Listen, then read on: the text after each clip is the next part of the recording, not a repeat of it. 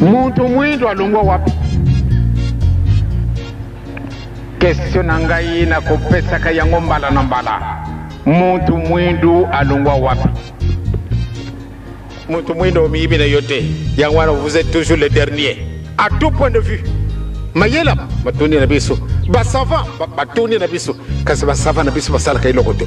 Au lieu basala dans nos recherches, mais pourquoi nous autres nous ne faisons pas les mêmes réalisations qu'un homme blanc? Jamais ils ne se sont posés de telles questions. Ils se tardent à commettre des bêtises. Là vraiment ce sont des grands. Muntu mwindo alungwa wapi? Sikasikawa nazako landaka. Ndenge nokusala mwata mususu na mbeto. Nakulandaka mwa makambo ebele. Natali muntu mwindo sika nyonso ti azali kaka zero. Bato na mayela totundi na bango. Bato oyo bakoko sala exhibition totundi. Kasi pato to sala likambo moyete. Me eloko nini ezangi biso. Soko mayela bazali. To yeko ne mingi. Mayela na biso wana toko kusala ngo application. Mpote bibi sandenge to kanaka ko yekola. Kasi moye zana bisute. Pana nini? Muntu mwindo to sala ndenge nini? To sala na biso na mayele. To sala basobate. To tone na mayele. Basava na biso batunda. Batu oyo bakaida putu bajekoli. Kasi bakukwa kusala eloko moko te. Pana nini? Yekambo moko izangi. Muntu mwindo to tikala kakabele boy. Ngamina biso alingi kusalisa biso vraiment. To boy yekambo te. To sitomeki. To sala kakandenge lingi biso. Yete atandele poko kanisanga yi. Muntu mwindo mawa. Atambu mayaki nini? Mwaya kusala yango izalite. Kaya mawa. Ezali soni. No kusala mabe. No kidoki pesa 80. Yonde konanga muntu mwindo oko kenda wapi? Oko kenda. Yo yimimi sika yo lungwa kite. Kasi ifoto détruire. Ah baba te wana ezali ngumba batu mwindo. Oyo baza kuluba boyo batu mwindo. Fuesia. Wow! Biso totundi na basavant. Basavant na biso basala ka eloko. Totundi na basavant. Totundi na basavant. Basavant na biso basala ka nini? Atambo malemete ezali te. Oli aluka nanu nzila. Eloko nini ezangi ngai? Te. Il faut que nous kamata boy kana kamata wana. Bayini wana mukolo mususto kujwa bango bakukenda wapi? Muntu mwindo ukukenda wapi? Balabala nini yokolekela yo?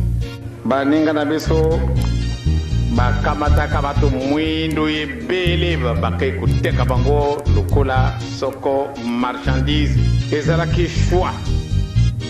Bakangi batu ebele mingi abalongo na Congo, mingi na Zaire, mingi na Angola. Bakanga makabati ebele bateki teke bango. Batu bateka milokolo tokoteka kangulu. Obe tokoteka kabantaba. Muntu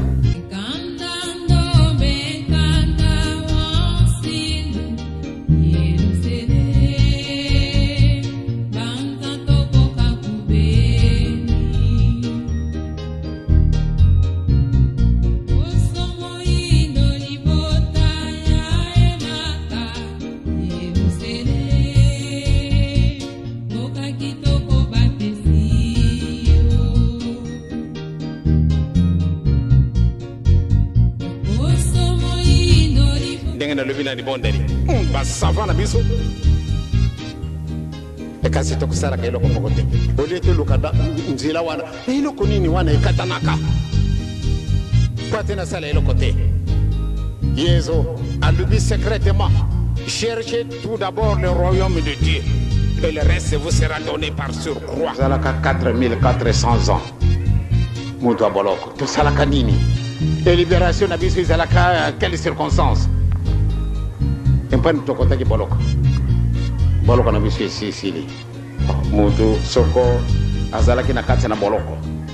4400 ans totika na kati na boloko. Tobimi banda tobima.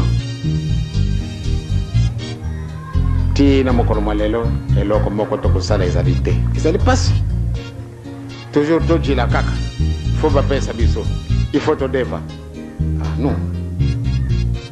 Pas na conférence nationale. Ah, mon monde de aïe. Conférence nationale. Dès qu'on va à la conférence nationale, dès qu'on ezali kaka bobangi ya Nzambe ezali bobandeli ya mayele. c'est tout. Solo tozali na passe biso bato mwindo tozali na mawa mpona nini tina mokolo mwa lelo la paix ezangi biso tambola kaka na kati na Afrique obe tambola esika nyonso tu muntu mwindo azali la paix ezangi ye elobami na biso mbala na mbala muntu mwindu ye azali nani ye alungwaki wapi lituni na ngai izali boye muntu mwindu alungwa wapi muntu mwindu alungwa wapi natonda kanzambe mingi ndenge mama na ngai yambo ya alubiawa natamboli mokili nyonso tu nzambe asali natamboli mokili nyonso tu nzambe asali namoni ete muntu akumonaka pasi koleka azali muntu mwindu otala maso tu bango balongwaki na esika na yo ozali kasi nyongo modoro moyiba tena te muntu mwindu maweya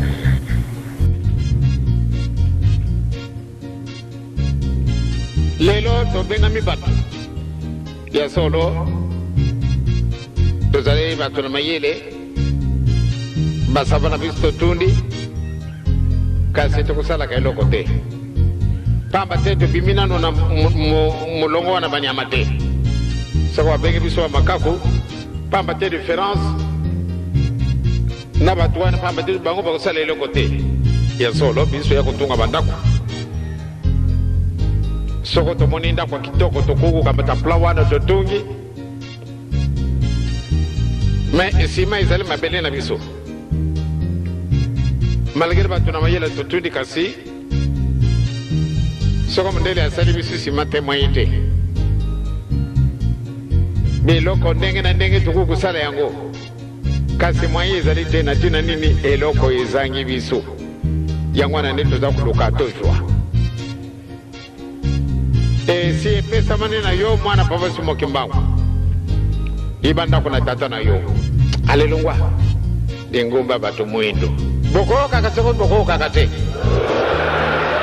tina mokolo mwa lelo tokozala arbitre di esengo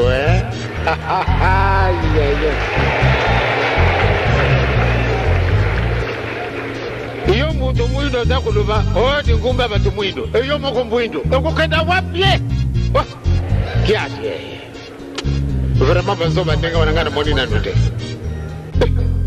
yo atuti kuna naki ngai nakenda kokota na ngumba bato mwindo muninga iyo zali kaka mwindo te leka na balabala kuna tokaka de te ya papa elebe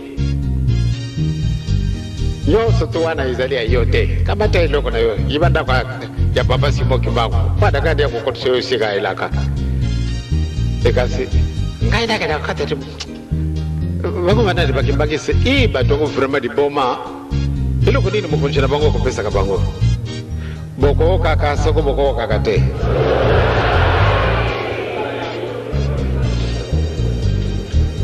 bobanga na binu te tokolonga na biso kaka on part aux États-Unis, on nous donne de l'argent. Nous partons en France, ou bien en Europe, ou bien n'importe où. Bapesi sumbongo, eh bien, tukumiawa, tukumi batumine. Okumi mutu munene wapi? Yeyo, mutu wana pesio nyongo. Yangwana mutu mwindo. Pama teto salaka di sumo. Eloko na biso wana katanaka na nzambe na biso.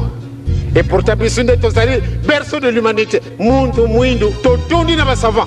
Quand ça te pas battu aller il faut comme français ou bien qui anglais ou bien qui espagnol ou bien qui soko monokonini asi a vu des camo tata yo ngompe balubake comme na ba docteur en lingala bazalité ba docteur en Kikongo bazalité kasi en français batunda babongisa eloko zéro batata na ngai bana na biso kose kama ezali mingi kuchola mampe ezali mingi kasi tokima kuchola mawana te kuseka mawana tobanga te bakopesa yo raison meme bana mingi na kati na bandako na bino batata na bino na bamama na bino balingi bino lisusu te pana nini okoti na lingumba ya batu mwindo o ya za kuluba boye azali peka muntu mwindu akukanda balabala nini akulukanzela mokolo susu sikana yo mwana nangai pardon soko na chola kayo soko na beta kayo limisa ngai kene na ngai kuna sika batu wana bazalaka ekusalama bato yo baye ko pesa ya pati à côté de l'Ingoma Tata Simon Kimbango, mais c'est tellement humiliant parce que c'est une affaire de nègre. Oh, oh là là, Mawa, c'est une affaire de nègre. Et vous-même, vous êtes qui? Okusi la wapi? Yo muntu mwindo kokenda wapi? Yo muntu mwindo okokenda wapi? Nkoko na bisu kaka Papa Simon Kimbango, olinga te ye kaka nkoko na bisu. Bamundele bango bakulu bakete soko kofi okay na maboko Abraham.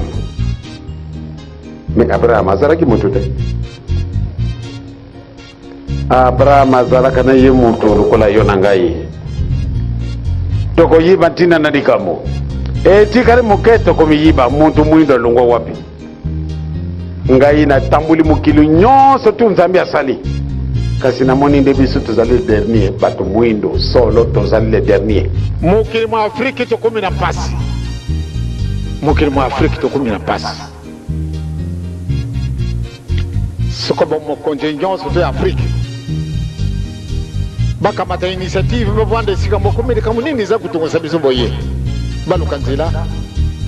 Nde bakutia barrière. Soko batwana minene ba vande sika mo ko balubete me kamunini za kutungosa biso. Balu kantela belongole de kambwana nde tobongi msamba na malamoko un calendrier est terminé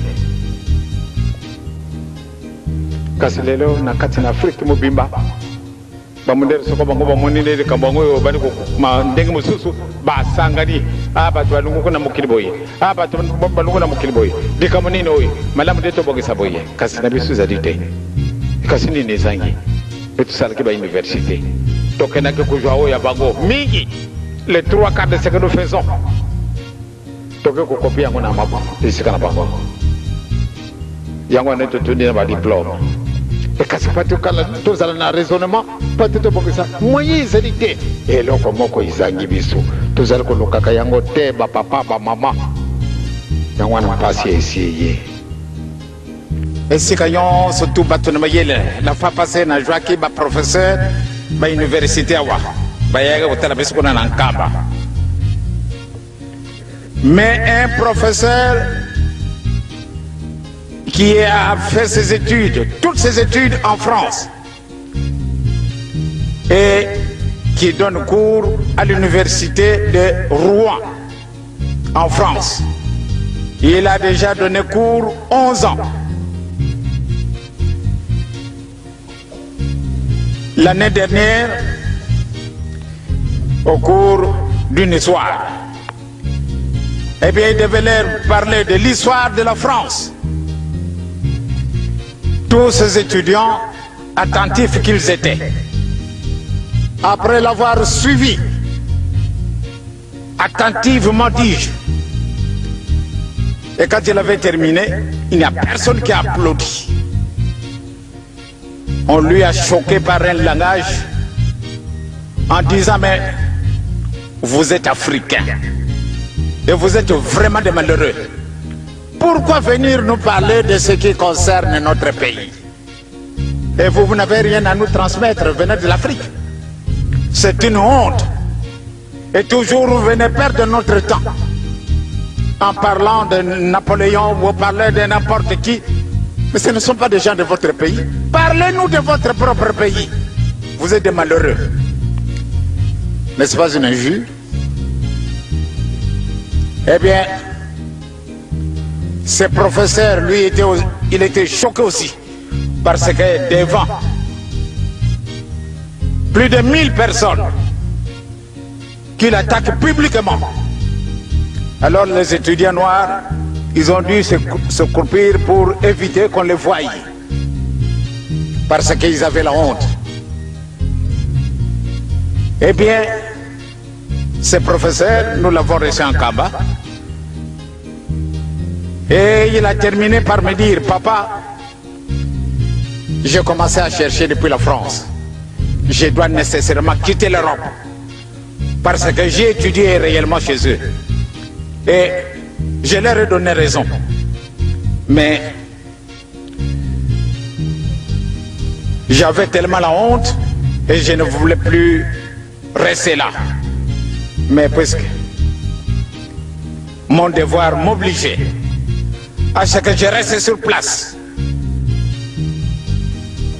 mais j'avais décidé de rentrer au Zaïre. Depuis que je suis au campus ici, je parle. Et je cherche quelque chose qui nous appartient.